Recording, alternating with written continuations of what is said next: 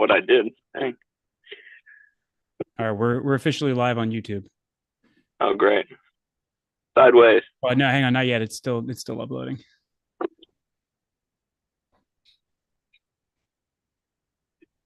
many lights.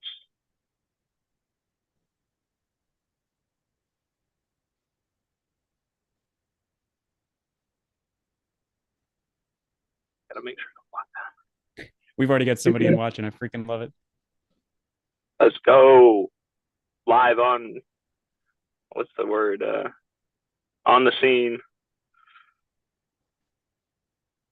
in a random parking lot in Auburn, Alabama. You're in God's country, brother. Am I? That's the debate. No, it's great. Good to All right, be hold on. back. I'm about to blast this out, and then we'll be good to go. Okay. I'm gonna be fairly statless tonight, so you're gonna be our Can you numbers see the count. screen if I share it? Let's see. Are you doing it now? No, not yet. Hold on. Even if I can see it, I don't know if I'll be able to make it out. That's all right. You can ask me for the numbers. I'm gonna pull up Ferg's stat sheet here. I am pretty good at keeping them in my head from being at the game, so we'll see how I do. You can test me.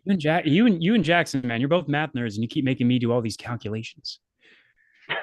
We don't make you, Ben. You jump on it in two seconds after we send a text. You're a go getter. All right, Ferg's got no stat sheet up yet, but I'm gonna go ahead and get us live so we can record this and get out of here. Sounds good, man. You ready to lead us in? Oh yeah. What was the score? 92-78. 92-78, 14-point win. Didn't quite cover the spread, but we got close. All right, hang on. I'm gonna put Dang, this. the spread was that big. Spread was 15 and a half by tip. Good lord. Yeah, I just let think me know when we're ready. we're a popular betting team this year. All right, you ready to go in? Yep. All right, everybody. Last regular season game of the year. Hopefully my audio is decent. I am in my car in Auburn, Alabama. I just went to the Auburn Georgia game, a 92-78 victory over the Georgia Bulldogs, a sweep of Georgia, which we love to see. 24-7, Ben, 24 double-digit wins, and man, it was a fun, weird game to watch. But ultimately, continuing momentum for this team as we've been in March, we continue to be in March, and now we have a double bye in the SEC tournament, and we finished one game back of first place. We just fell short of a regular season title. But man, it was a good way to close out the year. Here to break it down with me in his normal location, Ben Young. Yeah, I'm here. Apologies again for the audio, everyone, but Matt was there for senior night. He had to cheer on his favorite player of all time. Matt got a special gift just before this game that hopefully we'll be able to bring up in some of our later podcasts that I think everybody's going to Yeah. love. Matt, holy cow, the threes were raining tonight. Georgia hit quite a few in the second half, but Auburn, unbelievable. 11 for 23 from deep. That's 47.8%, nearly 50% from 3-point land, continuing a trend over the last couple of weeks where a team that struggled from behind the arc, particularly in our losses, is shooting really well from deep. Yeah, no, the shooting's been getting hot. There's been a lot of tweets and articles written about it. They're getting hot at the right time. And more than anything, Ben, I really got to give us credit. There was this part of this season where you and I were getting this podcast, rolling through the doldrums of the regular season.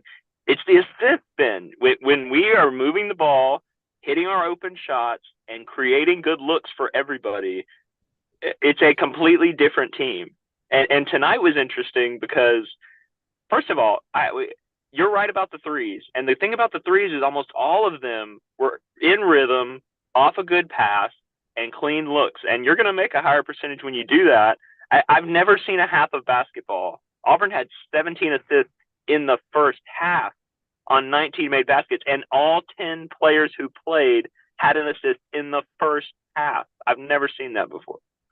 It was incredible ball movement. And like you said, the most impressive thing about this game was we were hitting looks in rhythm. We were hitting good shots. We were getting the shots that we wanted to get. The ball was flying all over the place. Now, if you've ever watched this on YouTube before, normally Matt likes to pull up the stat sheet. Matt's not going to be able to do that on his phone. He's just keeping these numbers in his head. Matt, how many assists did we finish with as a team? 29. 29 assists on I checked that 33 one. made baskets. Wow, that's insane. First of all, we were making a lot of shots, so we shot well, but just being there in person. And here's what I want you to do for me, Ben. Tell me the total assists of our four guys at the 4 and 5 position, our centers and our power forwards, because they had a chunk of assists from those positions. Are you ready to hear who led us in assists tonight? Was it Broom? It was a tie between Janai Broom and Cheney Johnson, who both finished with 5 assists. Yep. Dylan Cardwell added 4 assists. Jalen Williams added 4 assists. That's 18 of the 29 coming from your big guys. That's amazing. If you ask me, that's going to be the recipe for us winning in March. I mean, every team that has heard about Auburn has heard about Janai Broom. He's on the Naismith finalist list. He's probably not going to win because unfortunately he's not 7'4" like Purdue's big man. But good grief, everybody knows about our front court by now. They know about Jalen Williams. They know about Janai Broom. And those guys' ability to pass and find guys crashing towards the basket when they get double teamed, or find guys on the perimeter like they did for Denver Jones all night. That's going to be what makes the difference for this team fizzling out and having a great run to the Sweet 16.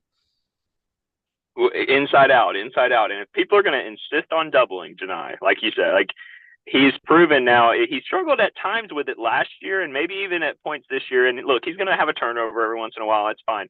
But he is seeing the ball. He's seeing the floor offensively so well. And some of those passes, I was fortunate to be sitting like lower level, kind of right across from the Georgia bench. And just, man, some of those passes from the post to the opposite corner where Denver was right towards me. It is incredible watching Janai work and see the defense moving. And Denver Jones hit 7 threes. I mean, the only guy who's done that multiple times at Auburn is Bryce Brown, who I can't believe did it 4 times. I saw a tweet about that. Like, that's insane. That's how good Bryce was. But 7 for 9 from 3 for Denver Jones. Hello. And Matt, before we get into the MVP talk, which I think probably is going to start and end with number 12 for Auburn, we get to talk about 24 wins this season for the Auburn Tigers, all of them by double digits. Janai Broom, his 22nd game, scoring 10 plus points to lead all SEC players in double digit scoring. We're doing some amazing things this season on offense. Yeah, compared to last year, right? Where we just we struggled. And, I think a lot's been made of, we've talked about it, like, our 3-point percentage is only up 2-3 points over the year, which is a significant improvement. Let's not downplay it. But we're not shooting 40% as a team. But it just has felt all year like our offense has such a higher ceiling, and we've seen these glimpses, and they've become more consistent glimpses the last few weeks, which is really encouraging. As you've very wisely said, I'm kind of more of a defensive guy, but lately, all of the good teams, great teams, have been good on offense. And quite frankly, at points in some of the last few years, we just haven't been good enough on offense. Well, and that's the thing. Defense travels, particularly when you're talking about these neutral site games. But everyone that gets to the dance, particularly everyone that's gunning for that second weekend that can get out of the first round, they're going to be teams that are good on defense. The question is, can you score? March Madness games are very rare to be in the 50s and 60s. They're usually somewhere in the 70s, oftentimes in the 80s. So you've got to be able to consistently put up those type of points. I believe tonight was our 6th or 7th time scoring 90 points this season, which is another huge, incredible stat. Well, I got to be honest, it never should have gotten to 90 points because it was another example of the refs just deciding to extend this game completely unnecessarily, but we'll take it. We really played well on both ends. There were some defensive lapses, but overall, I think I sent y'all a text. It was like, man, we're up 20 early in the second half, and we're leaving points on the table. We were committing some silly turnovers and stuff. It's pretty amazing where the ceiling is for this team. This Georgia team has been giving people trouble the last couple of weeks. They just beat Ole Miss, who's going to miss the tournament most likely. But Georgia's not, and you saw even at points, they hung around in this game. They took a lot of big punches from Auburn and never really went away. Oh, yeah. But we were led by our 4 leading scorers. Dylan Cardwell in his swan song, most likely in Neville Arena, finished with 10 points, 3 rebounds to go along with his 4 assists, an incredible steal. As per usual, he added to the block party with a single block. Jalen Williams finished with 13 points. Surprisingly, Jalen Williams didn't make any of his free throws. This was a little Yeah, bit of a concern for me. We had a tough night with free throw shooting. yeah. Ordinarily, this team's hovering in the 75-point range. Tonight, 60%, 15 of 25 from the line, not winning basketball. But when you're up by 20 and they're turning it into hack a Shack, what can you do? And then we Or talked a little bit or about, Ben, when you yeah, when you have when you finally get your master poster dunk and the whole arena goes nuts, it's hard to make that free throw afterwards. And then Jalen also missed a 3-point opportunity. So yeah, he did miss some free throws. So did a couple other guys. You're right. I think I saw this as the second, trending to be the second highest free throw percentage shooting team that Bruce has had at Auburn. So they are. This is kind of an anomaly, but unfortunately, it's in a game today where it didn't kill us. yeah, we dug ourselves back out of it. We finished the game with 11 turnovers, but we had 9 in the first half. So we Mm. played pretty clean basketball the rest of the way going. Finished with 6 blocks tonight. Shout out Jackson with the block party. We're going to be having Jackson and Ryan on for our SEC tournament preview. And then once the SEC tournament wraps up, we will do an NCAA tournament preview that hopefully gets all 4 hosts in. But Matt, tonight it's just you and me. I think the answer is pretty obvious. Jackson sent us the Reddit poll here. We got Embarrassed Cook 8365 who says Denver, and SC War Eagle, who are both new guys for me to be reading about on our Reddit thread, both saying Denver. I don't know if there's any questions that have been put out on other social media, but where are you standing for MVP right now? Being there in person, it really felt like one of the classic ultimate team wins. I mean, I think our entire roster of 10 guys made valuable contributions and played really well as different units. Um, but ultimately, I don't know how you can overlook for a team. We've talked about the guard play, how it's going to have to try to rise up closer to the level of our front court play as we've seen this year. And Denver, I've been just singing his praises all year. I think I even said early this year he's going to win us a game scoring 20, and I was starting to doubt if that would ever happen. He scores 21 tonight, all from the 3-point line, just dominating that left side of the floor. I find it fascinating that with Chad Baker-Mazara being a lefty, they always sprint. Chad Baker-Mazara always sprints to the right side of the floor so he can drive to the middle, and then whoever the two guard is always on the right side. One of my friends who I was sitting with tonight was talking about how, man, Denver just looks so comfortable. It's like, yeah, he's been on that left side of the floor all year, like literally all year. And you see the repetition. He got great looks. He knocked down the open shots, as Jackson says all the time. It's great. Basketball's so much fun when you hit your open shots.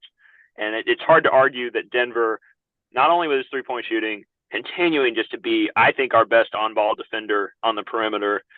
He's playing. He showed everything tonight that maybe we thought we'd see more of offensively throughout the year. But what a weapon to have as we enter March. Yeah, and especially defensively. I mean, he finished with 3 rebounds. All of them were defensive rebounds. He had 3 assists, which is incredible because we know we've relied on him to play some of the backup point. He had 2 steals and he had a block. Denver Jones contributed to the block Yeah, party. Awesome and stuff. just great player all around. He has a great demeanor. I'm so glad he's. We'll talk later. I don't want to talk about it much tonight, but senior night was part of the thing, the environment tonight, and Denver's coming back, and he's going to be a great guy to have on our team next year. Oh yeah, there's a couple of other guys that we can talk about, but we're going to go ahead and officially crown it here. Denver Jones, the final game of the season, you finally hit 20 points, which you averaged all of last year. We knew you could do it. Denver Jones, Yep, the Jungle Podcast MVP. love it. Matt, let's talk about Uh, our point guards. Aiden yeah, Holloway didn't hit a 3-pointer tonight, which kind of sucked. We asked him to do a little bit late in the shot clock, which was not as fun. But he hit some very impressive floaters in the mid range, which I was very impressed with. It's nice to see him feel confident driving into the lane. yeah. I really find myself, I think, like a lot of Auburn fans, just like when the shot goes up from him, you're cheering just a little extra hard. Maybe it's because I've kept all my Aiden Holloway stock and I don't want to be wrong, but I'm rooting for the kid. Great. I agree. I think finishing inside and finishing in the mid range is kind of one of the keys for him to unlock not only the rest of his game, but to take some of the pressure off of him feeling like only a 3-point shooter, right? And I know he feels like he's been a letdown, and in some ways he has, right? He's an elite shooter that struggled this year. I did feel like I saw something in the first half, like everybody on the team was +6 or +8 in their plus minus. Everybody, like it was almost uniform. They were all almost the same, and it really felt like that. Like both our point guards may not have had flashy nights stat wise, but I still just feel so comfortable with both of them on the floor with the ball in their hands. And it felt like the ball was moving. It felt like we were running our sets well. And maybe there was one or two shots from Aiden that you might not want, but I just think that's part of it with a Bruce Pearl offense and a guy like that. And I was really happy with how both point guards played, even if the stats don't necessarily seem glowing. Well, Trey Donaldson didn't have the most efficient night. He finished with 7 points on 7 shots. But again, you love it when they don't shoot us out of a game. Same thing for KD Johnson. You don't mind them taking one or two a game to sort of heat check, if you will. And it looks like Matt might have lost the signal there. So you're just going to be running with me for a little while, everybody.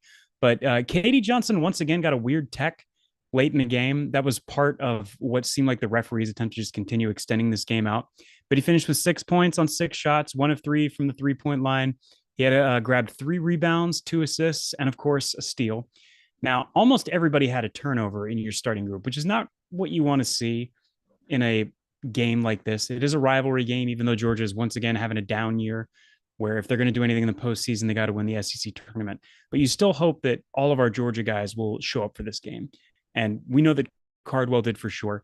We know that, Chris Moore is an Arkansas boy, but Chris Moore showed out for senior day. Chris Moore hit his only 3 point shot, I believe, of this entire season.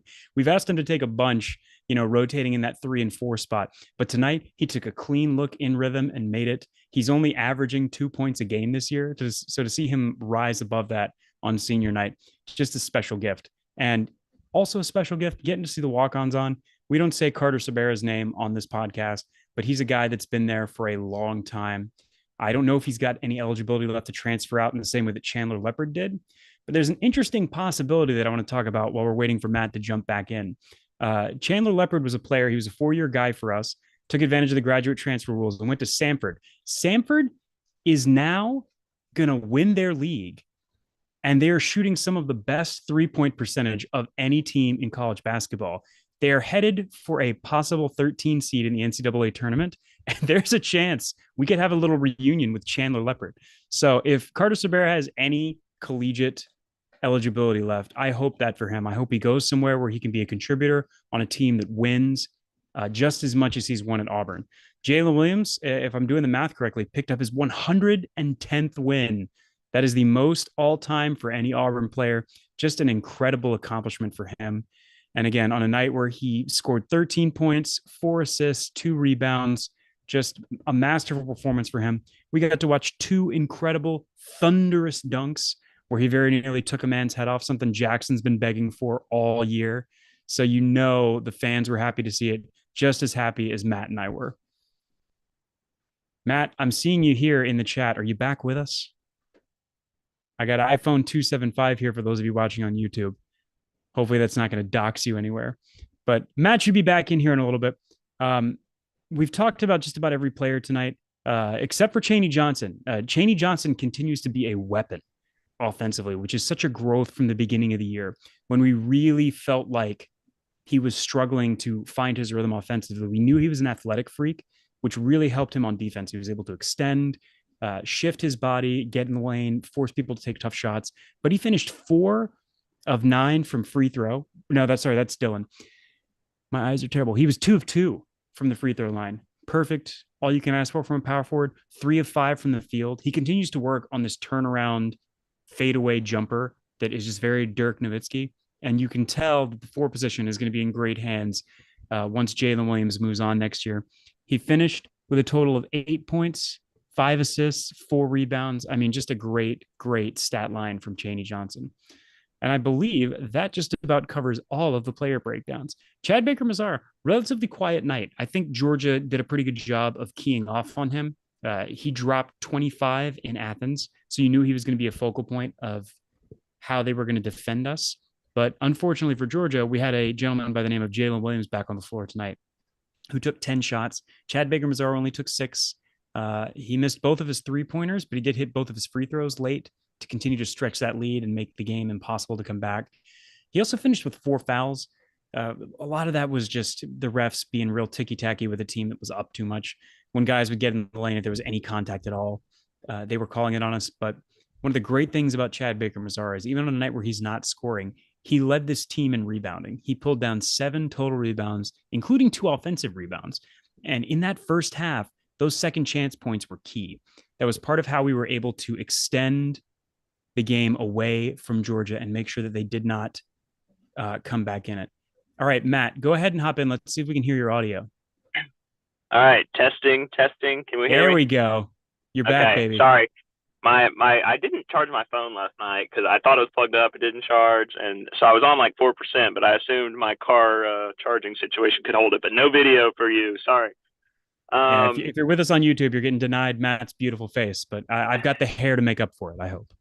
there you go. So you got through the player breakdowns, I guess. The only thing I would add to that from being there tonight, um, senior day is special. Like I hate to be like the sappy guy, but just I think as somebody who doesn't live in Auburn like Ryan does, and people who get to watch this team a lot, there's this. We know Dylan is incredibly like loved by this community and the student body. We know Janai, like everybody has respected how great of a player he's become. But to see the crowd react to Chris Moore and KD Johnson, guys who have been here for 3, 4 years, it was just really special. Like KD got the biggest ovation of all four, which I found very fascinating. There's been a lot of talk that maybe he won't be back. He has one more year technically he could play. It was very interesting to see that dynamic, and I think it just reminded me this is a special group. Jalen and Leor went through senior activities last year, so they did not tonight. But there's a bunch of guys on this team. You mentioned Dylan. Like, who knows? He has another year he could play too. Janai is going to be. He acted like somebody who was leaving. I would add, if I was being somebody who's there, a lot of waving to the crowd, a lot of taking it all in. You never know, but those were the vibes I got, and my feeling is that this is going to be a very different team next year. Of course, we said this last year, so that would be my only thing to add to the players. It's a special group, a very winning. They've won a lot of games. A lot of these guys were part of an SEC championship regular season 2 years ago, and it was just kind of cool to watch that play out. Obviously, everybody knows my love for Jalen, but the other guys, the other guys on this team that maybe have played some smaller roles, but have really embodied this whole college basketball thing. It was special to be at. Yeah, I mean, if you're a fan of the game, college definitely makes you feel and appreciate your level of involvement because you make guys want to come and play in a place like this. Everybody that for the past couple of years have been talking about what a special place Auburn is to come and play. And part of that's the fans. And it's nice to have that kind of impact. Matt, are we ready to talk about what happened around the league? Yes. Yeah. So, unfortunately, we had a lot of things happen today that we needed for the three-way tie, or nearly happen for the five-way tie that could have led Auburn to a championship. Unfortunately, it did not, but it has led us to the double bye. We were able to control our own destiny. Tennessee lost to Kentucky, but still cut down the nets as the number one overall seed in the SEC tournament. But with the win, Kentucky flies up the rankings from fifth to second, thanks to their head-to-head tiebreaker over us and their two-way split with Alabama. Now, Alabama is not listed on ESPN. I'm going to share screen again so everybody can look at what we're looking at on ESPN. Alabama's listed here as behind us in fourth, but I think that's not correct. Everything that I've seen online says we work our way down through the seeding, and both of us lost to Kentucky, both of us lost to Tennessee, both of us beat South Carolina, but Alabama does have one win over Florida, who is currently the sixth seed. So that's going to vault Florida just ahead of us. But that does make for some interesting seeding in the SEC tournament. If we are, in fact, the 4 seed, we're going to play the 5 seed first after their game, which will be South Carolina. And Alabama has to take on a Florida team that just absolutely wiped the floor with them. And Alabama is also coming off an overtime win today over Arkansas at home, Oh, which yeah. thank I was goodness, gonna. because I told Matt there was zero chance that Arkansas won that game, and they very nearly made me look foolish. They should have. They should have won it. I just would point out, the value those are assuming the chalk holds, right? And you talk about an interesting game. Potentially, that Arkansas team, who we know has had a terrible year, they have been really bad. They're going to have to win 5 games in 5 days to go to the NCAA tournament, but they are going to play Vanderbilt. Although Vanderbilt won today, they're probably going to beat Vanderbilt. And if you're South Carolina, I don't want to play Arkansas in the first round.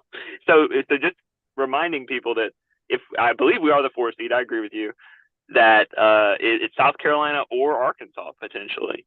Yeah. So I still like that draw. to get. It would be great for us to win a game. It stinks to kind of potentially have to play Tennessee on Saturday, but honestly, it avoids Tennessee. You're probably gonna have to go through Tennessee anyway. It avoids playing Kentucky or Alabama again, which I didn't really want. So I'm actually pretty happy with how the seeding's played out, and getting that double bye is just critical, man. And we're gonna whether it's Arkansas or South Carolina, we're gonna be playing off 6 days rest in our first game, whereas hopefully that helps play a role too, whether it's South Carolina or Arkansas that we play. Yeah, and luckily we're going to avoid both of the Mississippi schools who could potentially, if they picked up 3 or 4 wins in the SEC tournament, maybe made the final, you might be talking about them sneaking in the back door, depending on what happens in the other conference tournaments. But the good news for us is it does look like one win in the SEC tournament, which is all I've asked for all year, will get us on the 4 seed line for the NCAA tournament, which is exactly where we want to be. It avoids the 12 seed. The 5-12 matchup is notorious for upsets. A lot of the 12 seeds are the automatic qualifiers from the smaller conferences.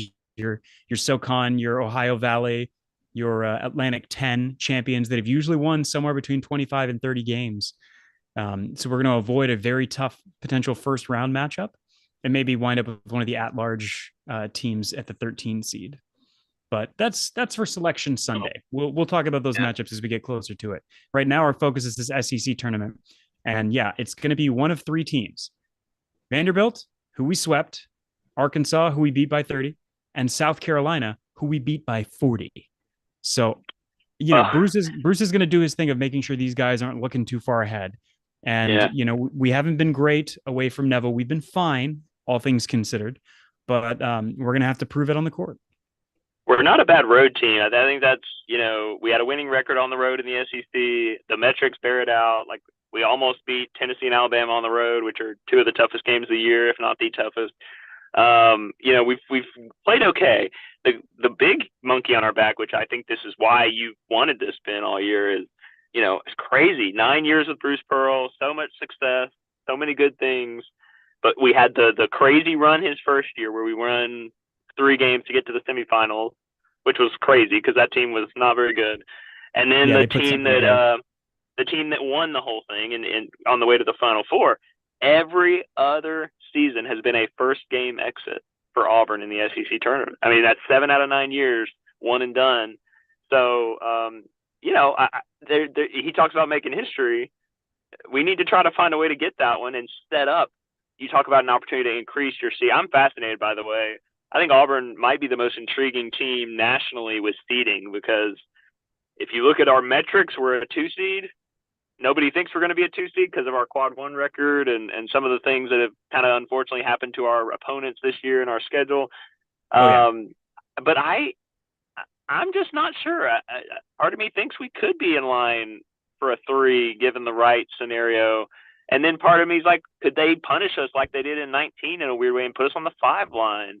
I doubt it, but you're right. Every game matters with this. And I personally just have no idea what the committee will do with us. All that to say, we're entering season number 2. We finished a game short in season number 1 for the regular season. We end up in a 4-way tie for second place. One game short. Yeah, 1 game short. And now we go to Nashville to try to win one game at a time. And if we can reward ourselves for an opportunity against that Tennessee team in Nashville, how sweet it would be to get our biggest win of the year, to make it to the SEC championship against Tennessee with Bruce Pearl.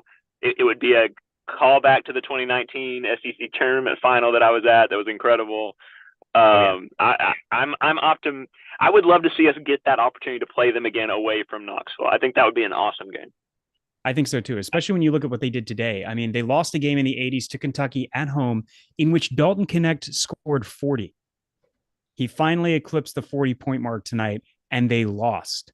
So even though it seemed like at the end of that game we couldn't guard, Knecht with 2 hands and a net, they are beatable even when he goes off for that amount, especially by good teams, especially by teams that can score and score efficiently.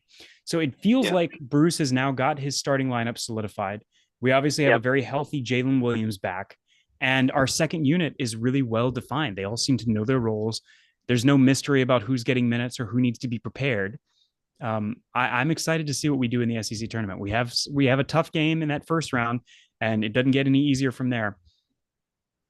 But like you said, everybody does. I mean, you can argue Tennessee gets the benefit of maybe playing an LSU or a Mississippi State or something like that, and maybe that's not that bad. But I mean, Lee, you mentioned Alabama potentially playing Florida in the quarters. I Oh would yeah, rather play South Carolina. I know South Carolina's been really good this year. I'm not, and it's not just because we beat them really badly. I just think it's a better matchup for us. I didn't want to play Florida. I don't want to play Kentucky in no, the not again. quarters. I don't want to play Alabama in the quarterfinals, which all these were possibilities today. Like how this four-way tie could have broken out. Like we could have easily been playing any one of these other teams. I think we got a good draw. It's tough, right? You're gonna have to beat a good team, but that's good for our metrics. It's good for our numbers. And I don't know. I'm excited to see how we play. It seems like we've been one of the best four-ish teams in the SEC. So I hope we make it to that semifinal Saturday and take our shot there. And Matt, I know you also love history and stats as much as I do. Tennessee lost at home today, making them 14-2 this year. Auburn finishes at 14-1 at home. Alabama 14-2 at home. And Kentucky, once again, 14-4 at home. Somehow they get more home games than anybody else in the league. We're back in first place for the most home wins in the conference now over what will be the last 5 years. Might be No, even 4 years. 7. It might even be like long. I mean, it's I it's think going way for back. overall wins, I'd be curious to see because we've watched Alabama and Tennessee put together a couple of decent seasons. But Okay, either yeah, way, you're we right. know for a fact we're now back into first place for wins at home in conference during the last 4 years. That's an incredible And run. and best home record this year, I guess, right? I mean, that Yeah, seems best to be home the case. record Yeah. this year. So that's huge. Yeah. I mean, Neville, it's truly amazing. I don't want to like waste 20 minutes talking about it. As somebody who doesn't get to come down here much, um, it it's truly remarkable the growth in. Not we know the jungle's amazing. We know the building was built great. Like everybody made fun of us for downsizing, and now everybody's trying to downsize. It is loud in there. It was spring break, Ben. Like they let people move down to the student section, like adults, like whoever. Like it wasn't it, and it was loud, and the crowd was engaged. And the biggest progress that's been made is this has become must see, it live in person events for people in this community and around here to be at, and not only to be there, but the growth in the knowledge of the game and how to cheer wisely, which sounds stupid, but if you were there 15 years ago, you know what I'm talking about. Like the alumni sections at our games were just they weren't even there, and if they were there, they didn't know what was going on. They just didn't know ball, to use a term you use a lot. And it's just so fun to sit around people that I've never met before, and there's just more intelligent basketball conversations going on. And it's really, really special to see what Bruce and these teams, these players have built. And you see why it's such a special home court advantage on a day. This is 2 Saturday games in a row with spring break affecting it. I saw a tweet. I didn't watch the Alabama game, but it's an excuse over at Alabama. Oh well, the crowds, the students aren't really here. It's spring break. The crowd's not great. And at Auburn, it just kind of it speaks to the overall what they've built and how much people like this team and these guys. I think Jackson has talked about that a lot. Like, there's this. It's been very easy to cheer for the players on Auburn's basketball teams the last few years, like as people and as you watch them play ball. Like it was just I'm beginning a little waxing poetic, romantic here about basketball, but I just wanted to point out the crowd was great. It's a great place to watch a game, and the record. They say it all the time about the fans and the jungle being a huge part of our success, but you feel it when you're there and you're not there all the time. I think for me, as somebody who pops in every year or two for a game, like it's just amazing. And it's a credit for all of us who didn't get to experience that as students to get to watch it and be a part of it in our small way of a podcast or something like that. It's just really special. I mean, watching how many Auburn fans came all the way to New York City to watch us play in the Legends Classic was also awesome. Hearing a good Yeah. Bada at the end of a win, something exciting. And, what makes our podcast really special is you, listener. And those of you that are here in the chat with us live, we got Connor, Feemster, hopping in the chat. We got Pocket Watch here as always. Thank you for being here with us all season. We're going to go live, definitely in preparation for the SEC tournament to do kind of a season recap. And then we'll probably do a record after every game. Although schedule permitting, sometimes you like to wait until the end of the SEC tournament and do a wrap up episode, especially Yeah. if we can string together a couple of wins and do something really special. And then we'll be live again on Selection Sunday to see where Auburn is going, who our matchups are, and whether or not we can get to that mythical second weekend. That's the goal. I think we've set the. I think this team has that ceiling, that ability to be a second weekend team. I think we're rounding into form. I like what you said about the 10 guys. Everybody knows their role. It's Chris Moore is right back in the spot he should be. Doing his hustle things, hitting a couple shots or hitting a shot tonight, which is just found treasure.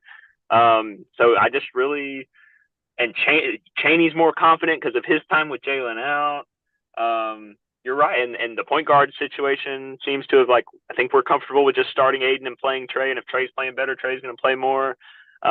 Everything just seems to be working. Now that we'll see what we sound like if we lose to South Carolina on Friday, but right now it looks pretty good, and we've done a great job this year of building a good resume. Where then we're going dancing. We're going to be in the tournament. We're going to be one of the top 15 or 20 teams in America, according to the seeding. And that is something we should always celebrate given our history. Matt, is this it? Is this the mythical 4 straight years? Or are we just at three because of COVID? Three. So we missed 3 years, this. 3 years in a So row. yeah, We're dancing, the baby. origins of this podcast.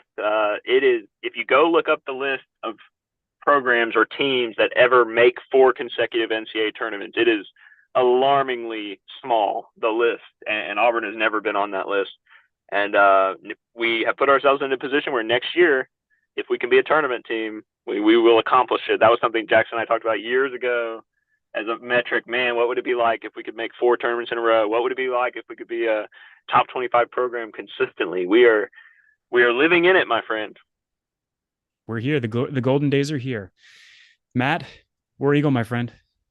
War Eagle, man. Thanks for dealing with the technology situation.